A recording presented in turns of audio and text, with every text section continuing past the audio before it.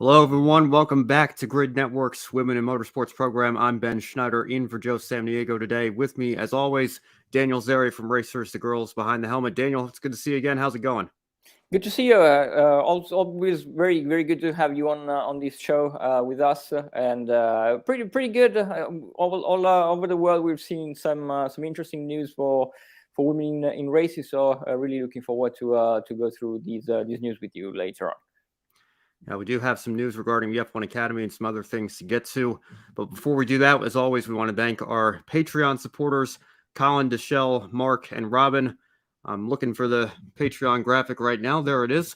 You too can invest in the Grid Network if you like what you see this morning or this afternoon if you're watching elsewhere around the world. Take 5 minutes to help invest in our Patreon. Keep us on the air throughout 2023 and beyond. If you'd rather make a one-time donation, you can also visit the Buy Me a Coffee page. As these fine folks have done, we'll thank you on the air whenever one of you contributes to Grid Network in any way, shape, or form. Now, Daniel, before we get into the news stories with F1 Academy, we are excited to share with everyone our interview with Mandy Chick yesterday. Of course, she's coming off a top 5 finish at Daytona a couple of weeks ago in her first Super Speedway race. So here is our conversation with the ARCA Menards Series driver. Well, we're delighted to be joined by Mandy Chick from a number 74 team in the ARCA Menards Series. Mandy's coming off of a brilliant top 5 finish at the season opener at Daytona. Mandy, welcome to the show. First of all, how big was that 5th place finish for you and your team and for your 2023 season? Holy moly, I don't even know how to begin answering that question. That was huge for us for our 3rd ARCA start ever and our first race on a super speedway. That was just super huge for us. We went in with the goal of a top 15 or maybe a top 10 with the car in one piece and learning a lot. And to come out of it with the top 5 is just, it's so exciting for us. Well, Mandy, we know super speedway racing is so different from your short tracks or your mile-and-a-half ovals, especially in a field with so many drivers like yourself still gaining experience on super speedways. A lot of times we see only a few drivers on the lead lap in the closing stages because of the accidents that take a lot of drivers out, but we didn't really see that this year. We still had 28 cars in the lead lap in the closing stages. So did having that many drivers still in the mix on the final lap adjust how you approach the end of the race there?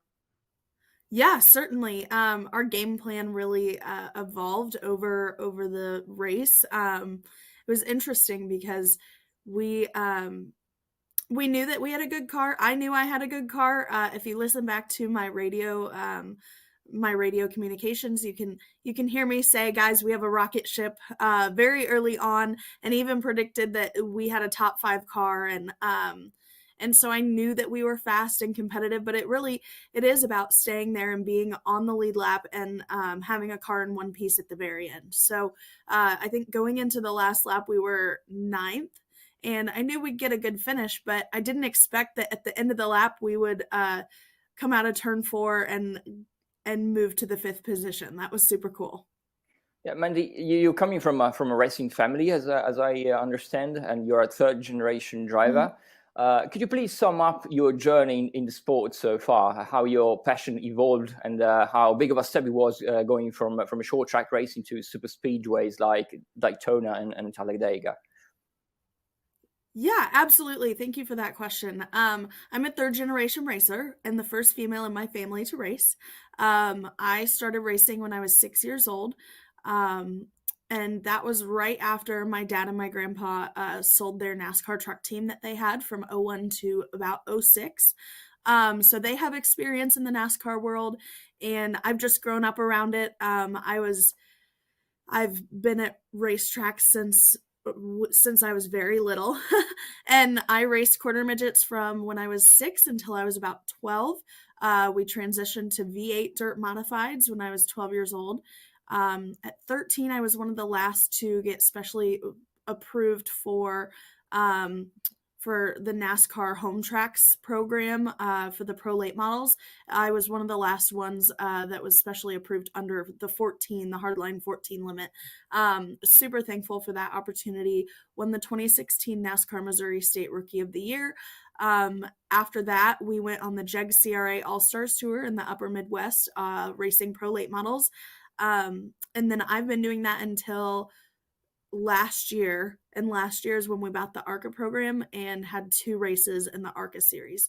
So our debut was IRP, and then our second race was Milwaukee. So to jump from Milwaukee, which is a mile, to Daytona and how large it was, that was a huge deal for us, and it's been quite the learning curve for me. But I love those large, high banked, fast tracks, and that's why I think that Talladega is going to go really well for us as well. It's just my kind of racetrack. It's a lot like Daytona, just a little bit more high banked and faster. And so I'm really looking forward to that. I've learned a lot, and I'm excited to build on that with my team April 22nd. So, of course, we all know that racing is a very expensive business. And most drivers and teams really have to rely on big sponsorship.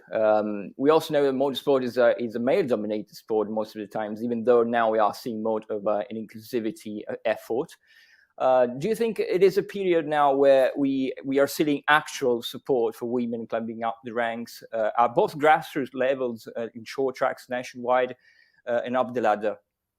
Yeah, I certainly think that a lot of the up and coming drivers that don't have the funding, I think that they have a lot of talent, and right now racing is all about who can bring the money to the table. I'm lucky to have the marketing partners that I do. Rose-Hulman has been a huge supporter of us this season, and on the back end, as far as just the community, has been a supporter of me for the last several years. I go to a school called Rose-Hulman. It's in Terre Haute, Indiana, and it's a private engineering school. I'm very lucky that they support the drive for women in racing and even diversity in STEM. That's exactly why we struck our partnership this year, is because we want to increase that diversity in STEM and the awareness for women in STEM. That's one of our main goals with our partnership.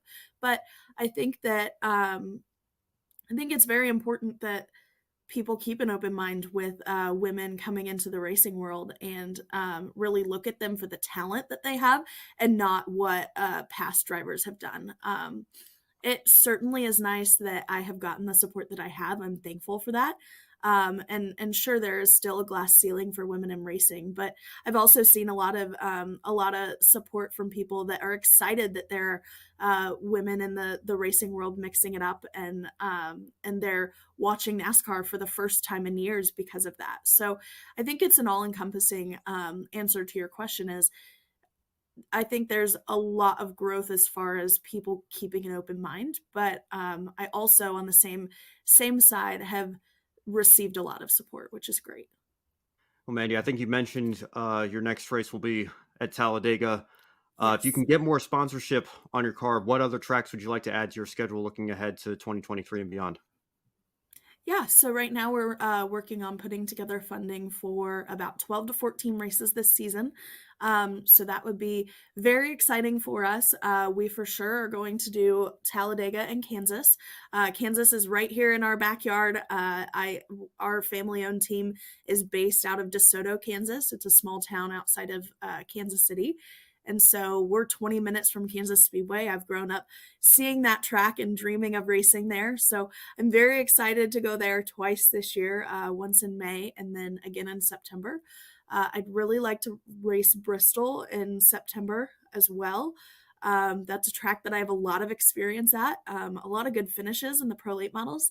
And again, it's my kind of track, high banked, fast. I think it would be an absolute blast to race an ARCA car there.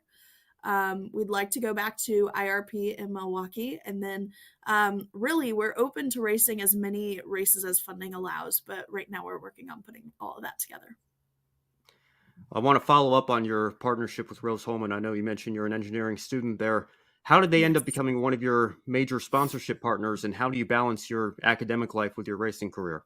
Yeah, that's a great question. Let me start off by kind of giving my overview of my education. I'm getting my bachelor's in mechanical engineering, with 2 minors, economics and entrepreneurial studies. And then I am also at the same time doing my master's in engineering management. So it's quite busy. It's through a program that they just rolled out in the last couple of years called Rose Squared.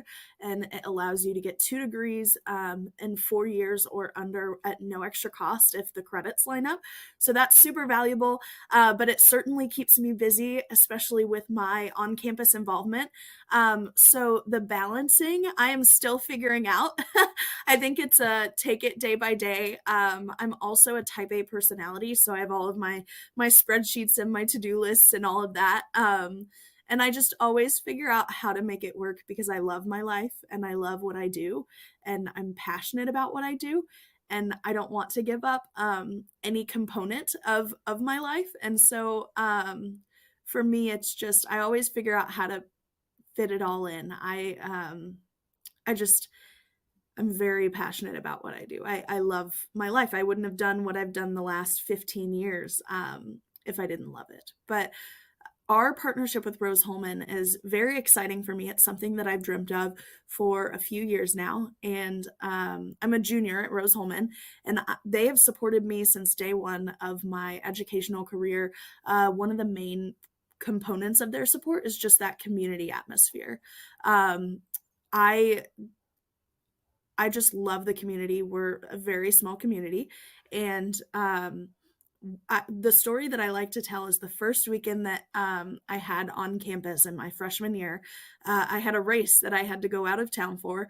And it was televised, and my residence hall and several other groups on campus had a watch party for my race. And then I returned back Monday morning, and I was walking across campus, and nearly everyone that I passed, as a freshman, mind you, my second week ever of college, and nearly everyone I passed was like, "Hey Mandy, like, great job, we're so excited for you and we can't wait till the next one." And just they've been so supportive of my racing and just welcomed me with open arms, and that's been fantastic.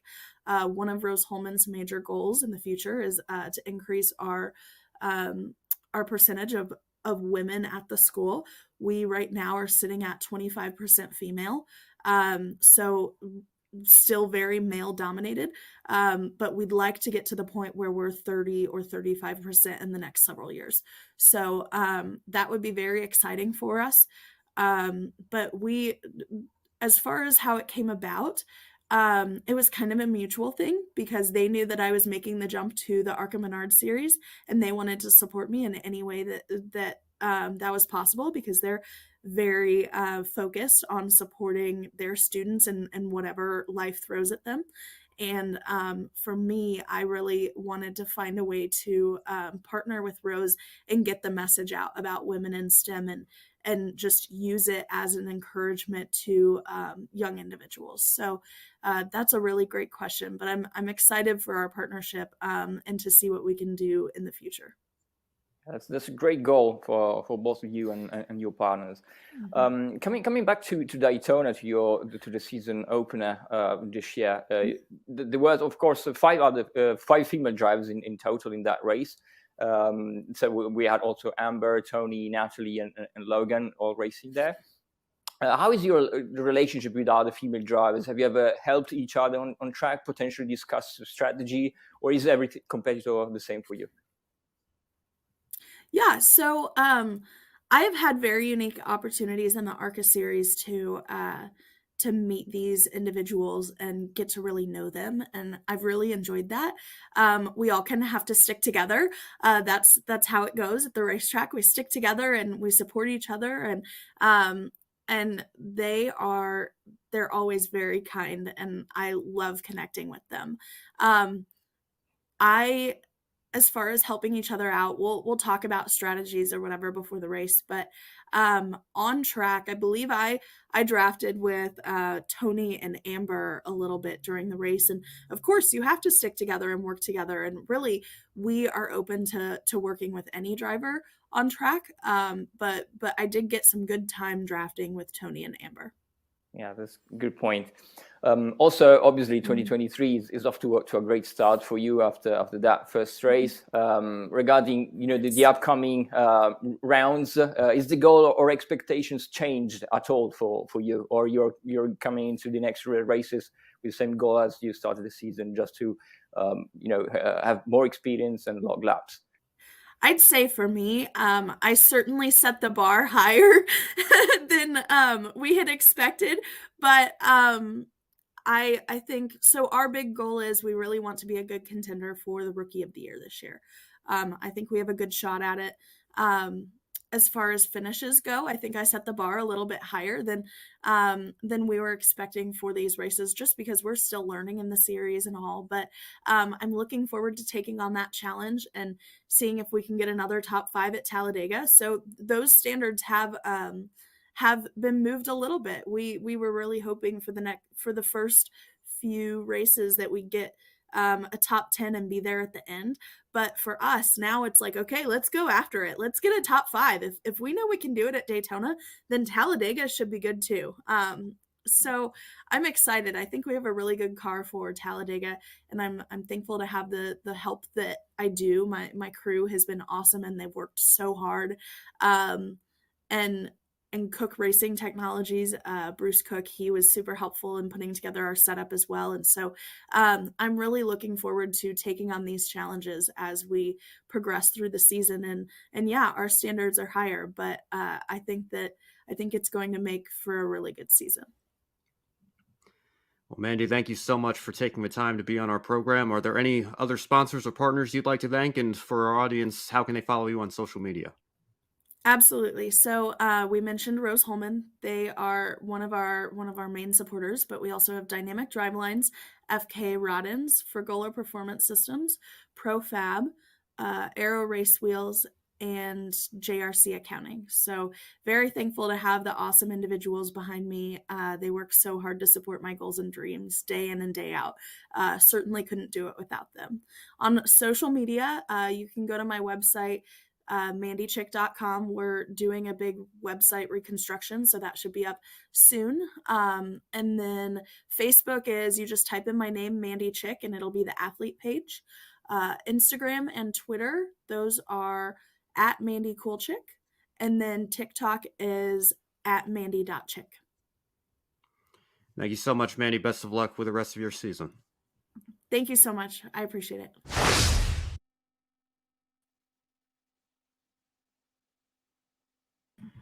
So that was our interview with Mandy Chick yesterday, and Daniel, of course, we'll see her back again at Talladega next month, and I wouldn't put another top 5 past her. She sounds like she's got some really good plans for the rest of the season. Yeah, absolutely. I think it was very, very cool to have her on the show, and as she said, she set the bar quite high for the first round, but hopefully with another super speedway at Talladega, we will see her again in possibly in the top 10 or even higher. Yeah, no doubt.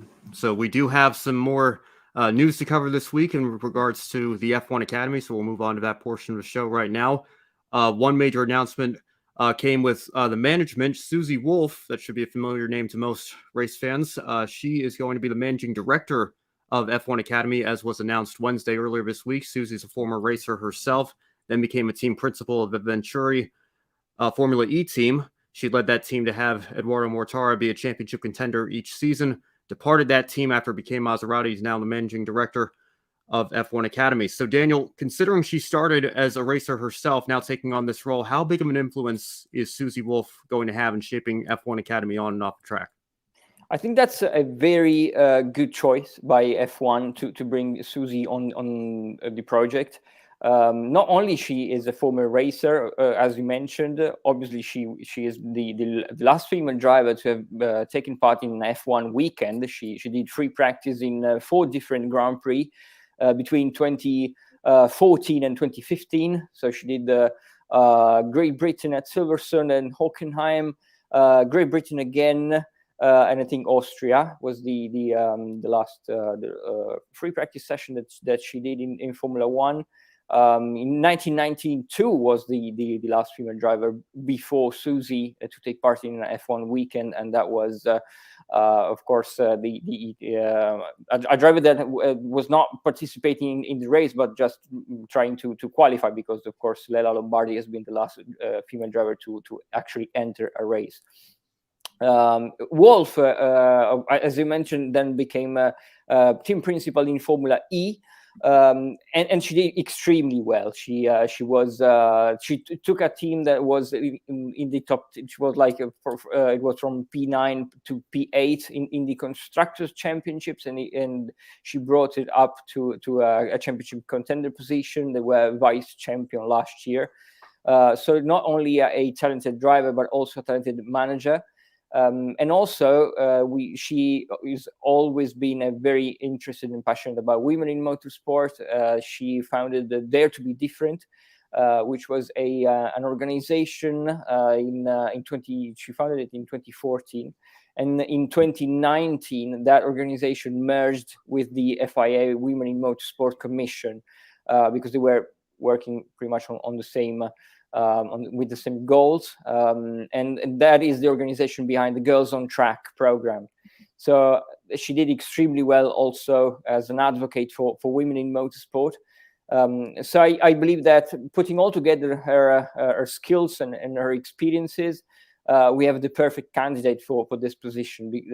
Also, we're hearing that she will report directly to Stefano Domenicali, the F1 CEO. So hopefully she will have the freedom to really think outside the box and come up with some good ideas for the championship, as of course it's going to be the inaugural season. So plenty of stuff to think about for the future. Because of course the big goal is now not only, well, for now it's to start the championship, to have a successful product, but going into the future will be to actually help these drivers moving up the ladder into Formula 3 and ultimately Formula 2. Now, I understand some other news broke yesterday. You and Joe were talking about this a little bit last week regarding Campos Racing and their lineup for the inaugural season of F1 Academy. So tell us about this lineup and what do you think is in store for them in 2023? Well, Campos is the first team to complete their lineup in F1 Academy. They had Nerea Marti already signed last week. That is a very good driver. Of course, she was a front runner in W Series, had pole positions and a couple of podiums last year in W Series. So possibly a championship contender in F1 Academy as she goes back to Formula 4. Her last races in Formula 4 were in 2019 in the Spanish Formula 4 Championship.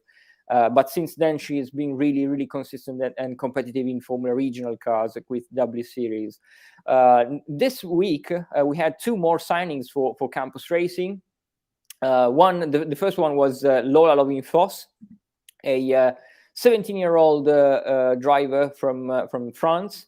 And she is also an interesting driver. She's been racing for the last couple of years in Spanish Formula 4 Championship, so she knows this car, this particular Tatus from the second generation car, while many of the other drivers will be their first year in that car.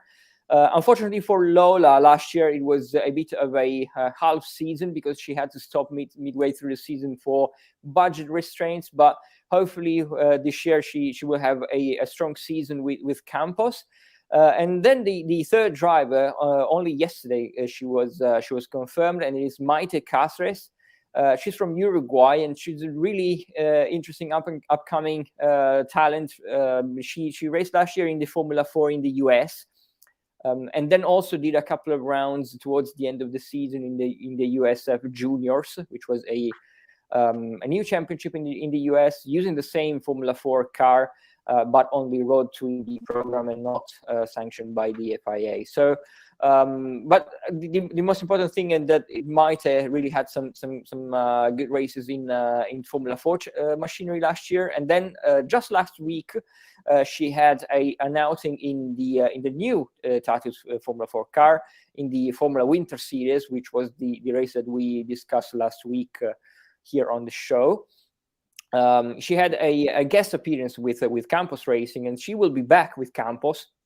So now that's quite a strong team, because of course we have Nerea Marti coming from W Series, and Lola, who had a couple of seasons in Formula 4, Maite making her debut in international championships, because she only had raced in the US so far. She had her European debut last week, and she had 2 top 10 finishes. So pretty promising racer, and hopefully we will see some more driver being confirmed in the next couple of days. Well, like you mentioned, Campos are the first team to have their entire lineup announced. Of course, we still have Prema, ART, GP, Carlin, and MP to go in terms of announcing their full lineups. So far, no American drivers have been announced. We know W Series had Shea Holbrook, Sabre Cook, and Chloe Chambers. For the inaugural season, Natalie Decker and I believe Tony Breidinger as well tried out for the W Series, made it past the initial rounds, not onto the grid though. Do you think we could see an American here in F1 Academy, and potentially a second opportunity for anyone that was in the W Series as well? That's a great question. Hopefully, we will get to see at least one American driver. We know that, of course, the season finale will be at COTA, so it will be good to have another American driver on the grid. So far, obviously, as you mentioned, no confirmed drivers. Chloe Chambers was in W Series last year. We've seen some drivers making the move from W Series to F1 Academy.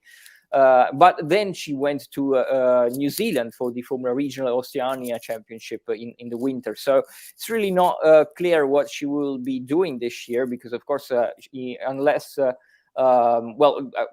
unlike some of the other drivers that came back to Formula 4 as they anticipated a move to F1 Academy, she opted to remain in Formula Regional Machinery and do the championship in New Zealand, which went very good, because she had also a pole position and a race victory.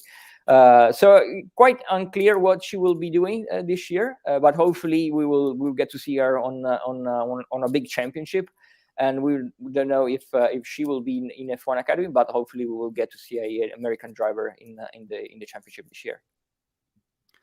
Well, sticking with the theme of America, I know tonight we've got the NASCAR Craftsman Truck Series race in Las Vegas. Haley Deegan will be competing there, and then Jamie Chadwick makes her next debut at St. Petersburg this weekend, and we'll have more on both of those races in their entirety on the Encore show on Monday. Daniel, what races this weekend are you looking forward to, especially in regards to women in motorsport? Mainly 2 big weekends for, well, of course, we are seeing Formula 1 back on track in Bahrain, and also in Bahrain we will have FIA Formula 3 with Sophia Flörsch. She's making her return to Formula 3 since 2020, so 3 years away on the meantime she had her sports car debut, and she did very well in LMP2 cars. She just had qualifying. She's qualifying in P25. So it's going to be. She also said this in the last couple of days, that she is coming back, with the goal to improve and get back into the rhythm again, because she had no testing whatsoever in single seaters during those 3 years. So it will be a bit of a readaptation process for her. But obviously it's really important to have some female drivers in those elite championships like FIA Formula 3 and in the next with Jamie Chadwick. We will have some practice session later on today, so that's also one of the big stories of this weekend. But also we will have the USF 2000 Pro Championship also on the road to Indy program with Lindsay Brewer. She's only one of the very few female drivers in the road to Indy this year, together with Jamie. They had preseason testing earlier this week. So hopefully it will be her first full season campaign for Lindsay. She had only a couple of weekends last year. Then we will have the Mazda MX-5 Cup, which also always provides some great racing. The NASCAR Truck Series with Haley Deegan. Interestingly, she will sport a livery dedicated to an esports event that is going on in Las Vegas during the NASCAR race, an all-female esports race. So also that will be interesting to follow. And then GT Winter Series, we will have Gabriela Gilkova again racing in Spain at Navarra in GT Winter Series, and a couple more other championship that we will report on in next week's program. Well, that's your look ahead at this upcoming weekend. Let's take a look back at the past week now and give our one shining moments from the past week of motorsports races and news. Could be news of a signing, return, race result, whatever. Daniel, what's your one shining moment from this past weekend in motorsport? I will mention Nicole Haverda. She is a 16-year-old Canadian driver that she was making her debut in the US, the Formula US Pro Championship in a Formula regional car, and she had a pole position and a second place in her first race there. Yeah, they were racing at Sonoma, and they were racing again this weekend at Thunderhill. So that will be my shining moment, because she is very young, making her debut straight into Formula regional cars, and hopefully we will hear more from her this year. I guess for me, I'll give a shout out to Campos for being the first team to get their entire lineup set for this upcoming year in F1 Academy. And also just want to say thank you again to Mandy for taking the time out of her morning yesterday to talk to us for a little bit and get to hear more about her story and her future plans for the rest of this season, coming off of, like I said, a brilliant run at Daytona International Speedway, a huge confidence boost and momentum boost for that family-run team. It's going to be exciting to see what she can do throughout the rest of the season. So that's going to be it for this morning's show. Be sure to visit racersbehindthehelmet.com for all the latest news and recaps regarding women in motorsport. Tomorrow we'll be on the air with Grid Live pre-race, where we'll preview Formula One, INDYCAR, and NASCAR. Sunday, we'll recap all of that for you on wrap-up, and then Monday, I'll host the Encore show with Brandon Crossland and maybe a few other friends joining us as well. We'll discuss Formula 2, Formula 3, Indy Next, NASCAR, Xfinity Trucks, and more. Wednesday, we'll have Grid Tonight for all the latest hot stories in motorsports, and then you'll be back right here with us in 7 days on the Women in Motorsports show next Friday.